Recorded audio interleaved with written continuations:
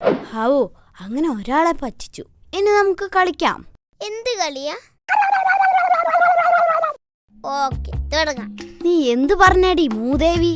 അടിച്ചു നിന്റെ പല്ല് ഞാൻ താഴെ ഇടും. ചുരുട്ടി കൂട്ടിക്കളയും ഞാൻ.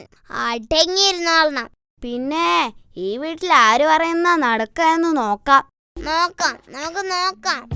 ഒരു ഉപകാരമില്ലാത്ത സാധനം. നീയാ ഉപകാരമില്ലാത്ത സാധനം. എന്താ രണ്ടുപേരും കൂടെ രാവിലെ തന്നെ തുടങ്ങിയോ? എടാ വഴക്കുണ്ടാക്കാതെ കളിക്കടാ. അയ്യോ, വഴക്കുണ്ടാക്കിയതല്ല, ഞങ്ങളെ അച്ഛനും അമ്മയും കളിച്ചതാ. സാർ, കഴിക്കാൻ എന്താ വേണ്ടത്? മട്ടൻ കട്ട്ലറ്റ് എടുത്തോളൂ. ഏയ്, പൂച്ചയൊന്നും ചെയ്യണ്ട. മട്ടനാണ് വേണ്ടത്. Mutton cutlet. അമ്മേ, അതെന്തിനാ അയാൾ ഓടിയത്? പാവം, അയാള് വിചാരിച്ചു പൂച്ച ഇറച്ചി കൊണ്ടാ ഇവിടെ മട്ടൻ കട്ട്ലറ്റ് ഉണ്ടാക്കുന്നതെന്ന്. അല്ല രാഘവ, ഇന്നലെ രാത്രി നിന്റെ വീട്ടിൽ കള്ളം കയറിയെന്ന് കേട്ടല്ലോ.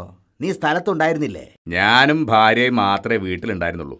അലമാറ തുറക്കുന്നത് കണ്ടപ്പോ ഭാര്യയല്ലേ ആദ്യം ഉണർന്നത്. എന്നിട്ട് എന്തുണ്ടായി? അവൾ ഒച്ച വെച്ചു.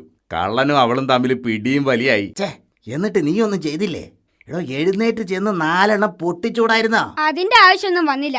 കള്ളൻ ഒറ്റയ്ക്ക് തന്നെ ചേച്ചിയെ അടിച്ചു നിർത്തി. അല്ലേ ചേട്ടാ? അല്ല, ചേട്ടന്റെ മോനിപ്പം എവിടെയാ? കുറച്ചായാലോ കണ്ടിട്ട്. അവനിപ്പോ വലിയ ഉദ്യോഗക്കാരനാ. എന്റെ മോനായതുകൊണ്ട് പറയല്ല കേട്ടോ. അവന് ഭയങ്കര ബുദ്ധിയാ. അതെങ്ങനെയാ? എന്റെ ബുദ്ധിയല്ലേ അവന് കിട്ടിയിരിക്കുന്നത്. അതുകൊണ്ടാവും ചേട്ടന് തീരെ ബുദ്ധിയില്ലാത്തത്. അല്ല, ഗോപാലൻ ചേട്ടൻ ഇന്നലെ പൂസിലായിരുന്നല്ലോ. ആരായിരുന്നു കമ്പനി? ഇന്നലെ ഞാൻ വളരെ മോശം കൂട്ടുകെട്ടിലായിപ്പോയടാ ടിന്റുമോനെ. അതാ പൂസായിപ്പോയത്. എന്റെ ഭാര്യ മെലിയാനുള്ള മരുന്ന് കുടിച്ചു. എന്നിട്ട് എന്തായി? മെലിഞ്ഞോ? പിന്നെ ദിനം പ്രതിയല്ലേ മെലിഞ്ഞു വന്നത്. മെലിഞ്ഞു കഴിഞ്ഞ ആഴ്ച അവളെ കാണാണ്ടായി. അല്ല, ആരിത്? സാഹിത്യം സോമേട്ടനോ? വരൂ, ഇരിക്കൂ. എടാ മോനെ, ഞാനൊരു ഭയങ്കരമായ രചനയിലായിരുന്നു. അതായത് എന്റെ ആത്മകഥ. ആത്മഹത്യയോ? ആത്മഹത്യയല്ലടാ, ആത്മകഥ. അതിനൊക്കെ ഇനിയും സമയമില്ലേ ചേട്ടാ? എടാ, ആളുകൾ ആത്മകഥ എഴുതുന്നത് പ്രായമാവുമ്പോഴാ. അതെന്തിനാന്നറിയാമോ? ഓ, അതൊക്കെ എനിക്കറിയാം. ആരെ പറ്റിയോ എന്ത് പുണ്ണാക്കും എഴുതാം. ചാവാറായ പ്രായമായതുകൊണ്ട് ആരും തല്ലാൻ വരും. എന്നാലേ ഞാനൊരു വ്യത്യസ്തതയ്ക്ക് ശ്രമിക്കുകയാണ്. അതായത് എൻ്റെ ആത്മകഥ എൻ്റെ മരണശേഷം മാത്രമേ പ്രസിദ്ധീകരിക്കുകയുള്ളൂ. അത്രയ്ക്ക് ഞെട്ടിക്കുന്ന സംഗതികളാവും അതിലുണ്ടാവുക. അതുകൊണ്ടാണ് പ്രസിദ്ധീകരിക്കുന്നത് മരണശേഷം മതി എന്ന് വെച്ചത്. ഹോ, എനിക്കത് വായിക്കാൻ ധൃതിയായി.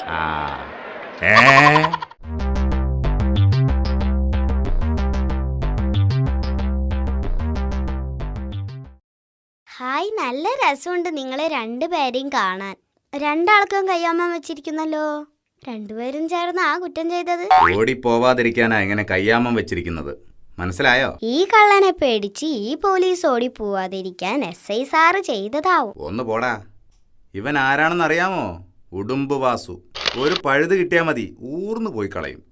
അങ്ങനെ പോവാതിരിക്കാനാ എൻ്റെ കയ്യും ചേർത്ത് ഇങ്ങനെ കയ്യാമം വെച്ചിരിക്കുന്നത്. സാറിങ്ങനെ ബുദ്ധിമുട്ടുന്നത് കാണുമ്പോ എനിക്കൊരു വിഷമം. ഇതങ്ങ് അഴിച്ചു കളഞ്ഞേക്ക് സാറേ.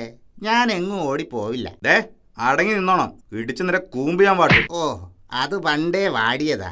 ഇപ്പൊ കരിഞ്ഞു കാണും. വെറുതെ അല്ല ഒരു കരിഞ്ഞ മണ. സാറേ, ഏതാ ഈ പയ്യൻ? ഒന്ന് പേടിപ്പിച്ച് പറഞ്ഞു വിട് സാറേ. വേണ്ട, ഇവനെപ്പോലുള്ള പുതിയ തലമുറ നിന്നെപ്പോലുള്ള പെരുങ്കള്ളന്മാരെ കണ്ട് പഠിക്കണം. അനാവശ്യം പറഞ്ഞാലുണ്ടല്ലോ. തെറ്റിദ്ധരിക്കല്ലേ? ഈ കള്ളന്മാരെ ഇങ്ങനെ കയ്യാമം വെച്ച് നാണം കെടുത്തി കൊണ്ടുപോകുന്നത് കണ്ടാലെങ്കിലും നിന്നെപ്പോലുള്ളവന്മാര് കുറ്റം ചെയ്യുന്നതിൽ നിന്നും പിന്തിരിയണം. അതാ ഞാൻ ഉദ്ദേശിച്ചത്. എന്താ സാറേ ഇവൻ ചെയ്ത കുറ്റം? 5 പിടിച്ചു പറയും. ഒരു ജ്വല്ലറി മോഷണം, 2 വീട് കൊള്ള, 3 ഷോപ്പ് കവർച്ച. ഇത്രേ ഉള്ളൂ. ഇത്രയും ചെയ്തത് ഒരാഴ്ചക്കകമാണെന്ന് ഓർക്കണം. ആഴ്ചയിൽ 7 ദിവസമല്ലേ ഉള്ളൂ സാറേ. ഇത്ര തന്നെ ഒപ്പിച്ചത് ഇവനായിട്ടാ. താങ്ക് യു മോനെ. ചുരുങ്ങിയത് 5 വർഷം ശിക്ഷ കിട്ടാനുള്ള കുറ്റമാ ഇവൻ ചെയ്തത്. ഞാൻ ആ കേസ് അന്വേഷിച്ച് കണ്ടുപിടിച്ചത്. ചേട്ടനൊരു മഹാ മഹാസംഭവം തന്നെ. എങ്ങനെ കിട്ടി ഇത്രയും ബുദ്ധി? പറയാം. ഞാൻ എന്നും കാലത്ത് 4:30 മണിക്ക് ഉണരും. 5:30 വരെ വ്യായാമം, 1/2 മണിക്കൂർ വിശ്രമം, 6 മണിക്ക് കുളിക്കും, 6:30 പത്രം വായന, 7:30 മണിക്ക് പ്രാതല് കഴിച്ച് വേഷം മാറി കൃത്യം 8:30 മണിക്ക് ഞാൻ സ്റ്റേഷനിലേക്ക് പോകും. ഡ്യൂട്ടി കഴിഞ്ഞ് നേരെ വീട്ടിലോട്ട് വരും.